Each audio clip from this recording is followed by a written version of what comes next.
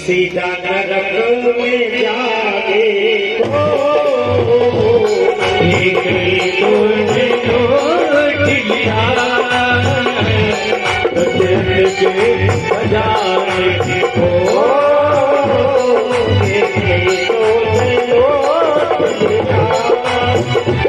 दशरथ के बजाने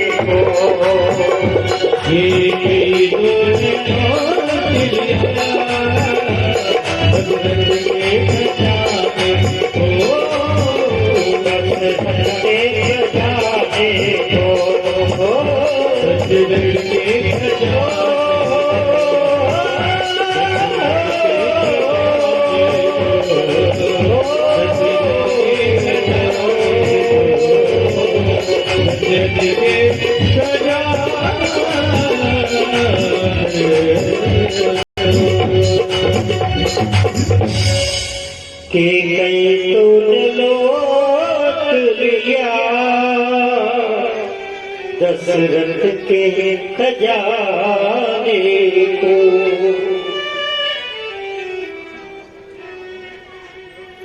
इस प्रकार से अपने दो वचनों को मांगा। तो राम, सीता और लक्ष्मण तीनों जाने के लिए वनों में तैयार हो गए और राजस्वाई वस्त्रों को छोड़ करके लक्ष्मण जी ने उर्मिला से कहा, सुनो उर्मिला, मैं अपने भैया राम के साथ वनों में जा रहा हूँ। तापस भेष विशेष योगासी, तापस भेष विशेष योगासी, ओ तापस भेष विशेष योगासी, तापस भेष विशेष योगासी, 14 बरस राम बनवासी, 14 बरस राम बनवासी, ओ 14 बरस राम बनवासी, 14 बरस राम बनवासी। लक्ष्मण जी ने उर्मिला से कहा कि 14 वर्षों तक तुम्हारी आंखों में आंसू नहीं आने चाहिए। राम, लक्ष्मण और सीता अयोध्या को छोड़ करके वनों के लिए निकल पड़े। अयोध्या वासियों को छोड़कर तमसा नदी के किनारे पहुंच गए। श्रृंगवेरपुर में मेरे राम जी का पदार्पण हुआ। निषाद राजगुह में रात्रि भर बातें। सुबह होते ही केवट ने राम जी को गंगा पार कराया। तब जानकी जी ने राम जी को अपनी मुद्रिका दी और कहा, ये केवट को दे दीजिए। लेकिन केवट ने वो मुद्रिका नहीं ली। पियहि जान निहारी, मन मुदरी मन मुदित उतार। जब मुद्रिका दी और केवट ने नहीं ली और कहा, प्रभु आपके आशीर्वाद से ही मेरी ये नौका पार हो रही है। प्रभु श्री राम को गंगा पार कराई। राम, लक्ष्मण और सीता जी को अपने साथ लेकर आए। फिर उसके बाद में निषाद राज गुह के बाद वही उनके साथ में भारद्वाज मुनि के आश्रम में आए। भारद्वाज मुनि के आश्रम में राम जी आए। सुमंत जी ने वापस लौट करके अयोध्या में सूचना दी। क्या सूचना दी? कि आज हमारे राम को अयोध्या से जाए हुए 6 दिन हो गए। कितने? 6 दिन हो गए।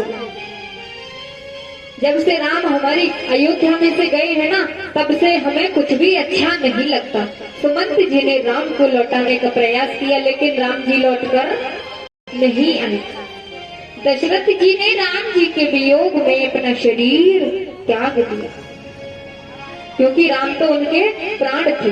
राम को वन में जाने की खबर भरत जी को पता चली। भरत ने कौशल्या के सामने विलाप किया।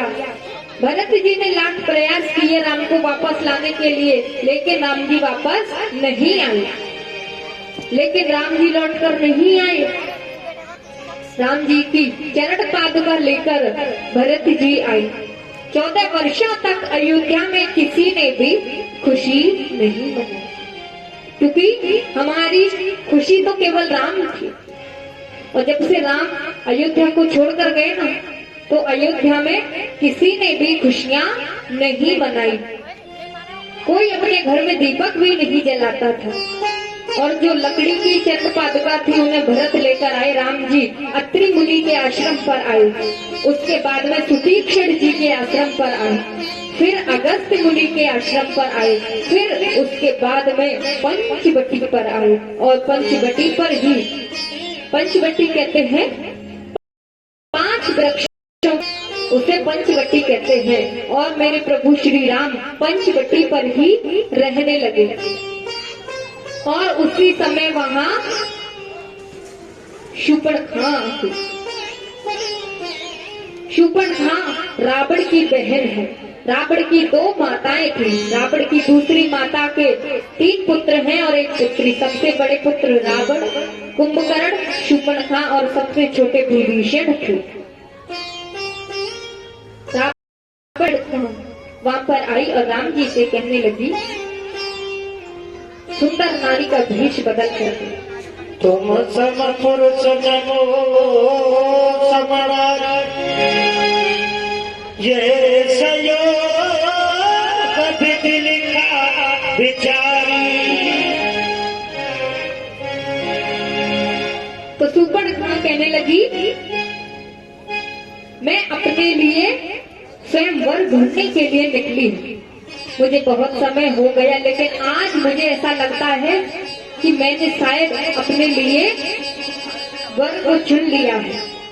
लेकिन राम जी की ये मर्यादा थी कि उनके सामने कोई भी स्त्री आ जाए, राम जी उन्हें अपनी बहन या माता के रूप में देखा करते हैं।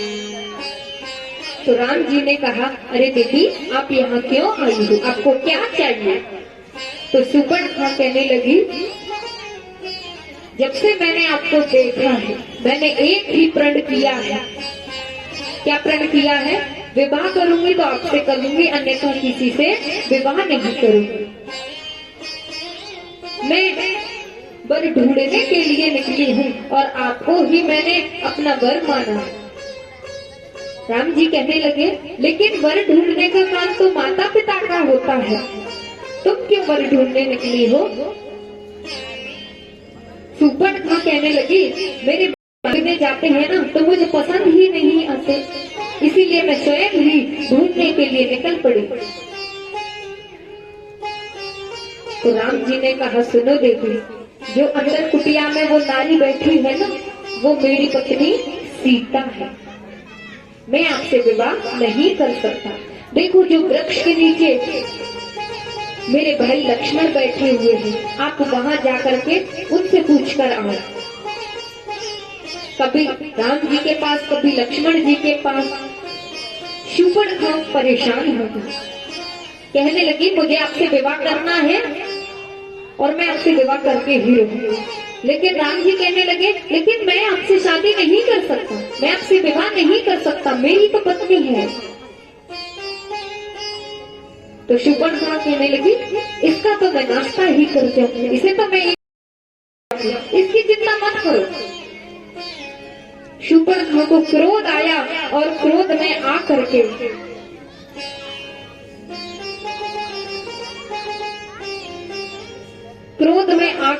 अपना विकराल रूप धारण किया और धारण करके जैसे ही सीता जी की ओर बढ़ने लगी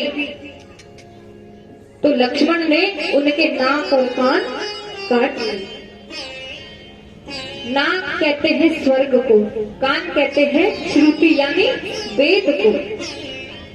तो जैसे ही नाक कान काटे ना, शूर्पणखा रोती चिल्लाती हुई रावण के पास आई। तब रावण ने पूछा, अरे तुम्हारी ये दशा किसने की है? शूर्पणखा कहने लगी, भैया मैं आपके लिए एक सुंदर नारी को लाने के लिए गई थी, तो वहां राम और लक्ष्मण दोनों थे, तो लक्ष्मण ने मेरे नाक कान काट लिए। वहीं पर खर और दूषण भी मौजूद थे। रावण को क्रोध आया और क्रोध में आकर के रावण ने जो मारीच थे ना, मारीच से कहा, अरे मारीच तुम मृग बन करके और सीता को भ्रमित कर दो। मारीच मृग बन करके सीता को भ्रमित करने आए। जैसे ही सीता जी ने मारीच यानी मृग को देखा तो मृग को देख करके, उसकी खाल को देख करके, उस सोने के मृग को देख करके भ्रमित हो गई और राम जी से कहने लगे, देखो ये कितना सुंदर मृग है, आप मुझे ला करके देखिए, ये मुझे बहुत सुंदर लग रहा है। सीता जी भ्रमित हो गई। राम जी मृग को लाने के लिए गए। पीछे पीछे वृक्ष के पीछे पीछे काफी दूर पहुंच गए। सीता जी अकेले थे, वहीं पर लक्ष्मण जी भी थे। तो मारीच ने राम की आवाज निकाली तो राम समझ गए ये तो कोई मायावी है, मायावी राक्षस है जो हमें भ्रमित कर रहा है। तो राम जी की आवाज मारीच निकालने लगा तो लक्ष्मण ने सोचा शायद भैया राम किसी मुसीबत में है। तो लक्ष्मण से रेखा खींच कर सीता जी को अंदर करके वहां से राम जी को तो जैसे बचाने के लिए जंगलों में पहुंचे, वनों में पहुंचे, तो वो मारीच वहां से गायब हो गया। राम अकेले रह गए और वहीं पर लक्ष्मण जी पहुंच जाते हैं। तो पहुंचने के बाद में राम लक्ष्मण से पूछते हैं, अरे लक्ष्मण तुम सीता को अकेले छोड़कर यहाँ क्यों आ गए? लक्ष्मण जी कहते हैं मैं यहाँ आना नहीं चाहता था, लेकिन मुझे सीता माता ने ही भेजा है, लेकिन मैं लक्ष्मण रेखा खींच कर आया, आप चिंता ना करें। तो राम जी कहने लगे जल्दी से चलो, वहाँ कोई कष्ट ना हो जाए। जैसे ही वहाँ वनों में बातचीत होती है जंगलों में, तो इतनी देर में ही रावण ब्राह्मण का भेष बदलकर भिक्षा लेने के लिए सीता के द्वार पर आया। सीता के द्वार पर आया, सीता जी से भिक्षा मांगने लगा। सीता जी भिक्षा लेकर के आई और रावण से कहने लगी, अरे बाबा तुम यहीं आ जाओ, मैं बाहर नहीं आ सकती। लेकिन रावण कहने लगा हम अंदर नहीं आएंगे, हम ब्राह्मण हैं। एक जगह आसन लगाकर बैठ गया। सीता को बाहर बुलाने के लिए भ्रमित करने लगा। सीता जी लक्ष्मण रेखा पार करके रावण को भिक्षा देने के लिए आई। जब रावण भिक्षा लेने के लिए आया तब ब्राह्मण भेष में था, लेकिन जैसे ही सीता जी का हरण किया तो रावण अपने स्वरूप में आ गया और सीता जी का हरण करके ले गए। जब सीता जी का हरण करके ले जा रहा था उसे देख लिया। जटायु ने बहुत प्रयास किया बचाने का, लेकिन जटायु के पंख कट जाने के कारण जटायु रावण को नहीं रोक सके। जैसे ही राम और लक्ष्मण लौट करके आते हैं पंचवटी पर तो सीता वहां नहीं मिलती। सीता को ढूंढने के लिए राम और लक्ष्मण निकल पड़े। तो वह मार्ग में जटायु मिल जाता है। राम जी ने जटायु को अपनी गोद में लिया। जटायु ने कहा, अरे पुत्र, सीते को ले जाते हुए मैंने देखा है रावण दक्षिण दिशा की ओर सीता को ले गया है। मैंने बहुत प्रयास किया, लेकिन मेरे पंख कट जाने के कारण मैं रावण को नहीं रोक सका। इतनी बात कह करके जटायु ने अपने प्राण राम की गोद में ही त्याग दिए। जटायु का उद्धार हो गया। अब राम और लक्ष्मण दक्षिण दिशा में चले तो वही मार्ग में शबरी की कुटिया पर, तो शबरी की कुटिया पर पहुंच जाते हैं। ये शबरी मतंग ऋषि की शिष्या है। मतंग ऋषि की शिष्या ये शबरी हर रोज प्रभु श्री राम के लिए हर रोज मार्ग को फूलों से सजाती थी, क्योंकि मतंग ऋषि की जो शिष्या है ना शबरी ऋषि, उनसे कह कर गए थे तू प्रभु का ध्यान करना, एक दिन प्रभु तेरी कुटिया पर जरूर आएंगे। इतना कह करके वो ऋषि चले गए और कह करके चले जाते हैं। एक कुटिया पर एक कौवा बैठता है, काला कौवा।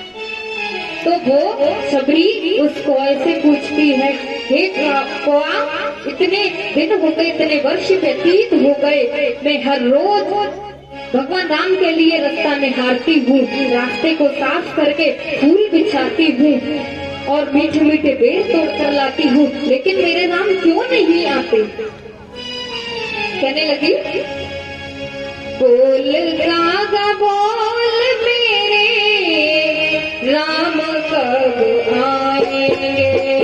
बोल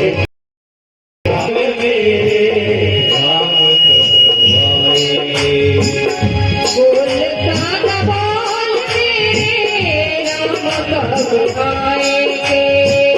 बोल गागा बोल मेरे राम कब आएंगे। दुखिया की झांपड़ी के, दुखिया की झांपड़ी के, दुखिया की झांपड़ी के बाकी खुल जाए। बोल गागा बोल मेरे राम कब आएंगे। बोल गागा बोल मेरे राम कब आएंगे।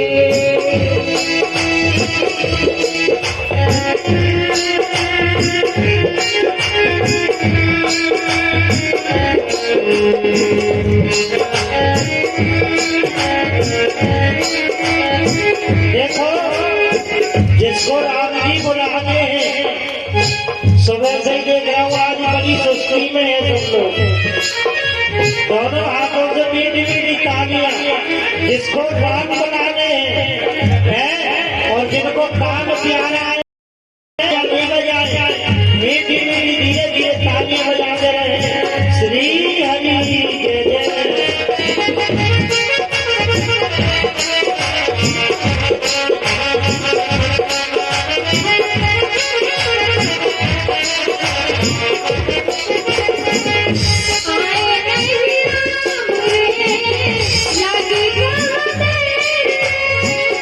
आए नहीं राम कहा लगाई चुन चुन लाई वे तो तेरे पल के बिछा दूंगी मैं, पल के बिछा दूंगी मैं राम जब आएंगे। बोल गाया बोल मेरे राम कब आएंगे। बोल गाया बोल मेरे राम कब आएंगे।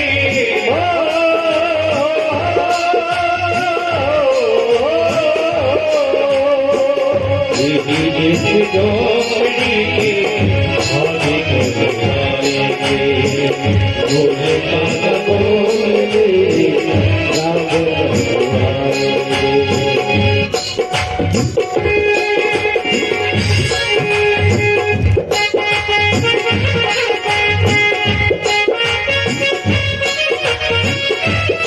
जय जय।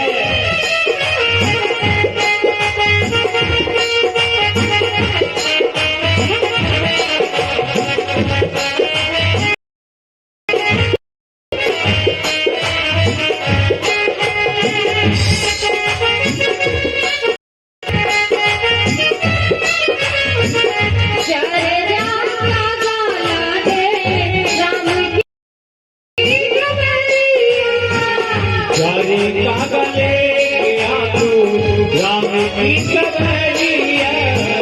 जारे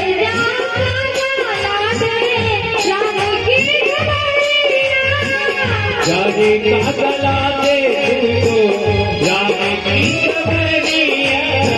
कौन सी नगर से आएंगे सबरिया, पल के बिछा दूंगी राम आएंगे। पल के बिछा दूंगी मैं राम जब आएंगे।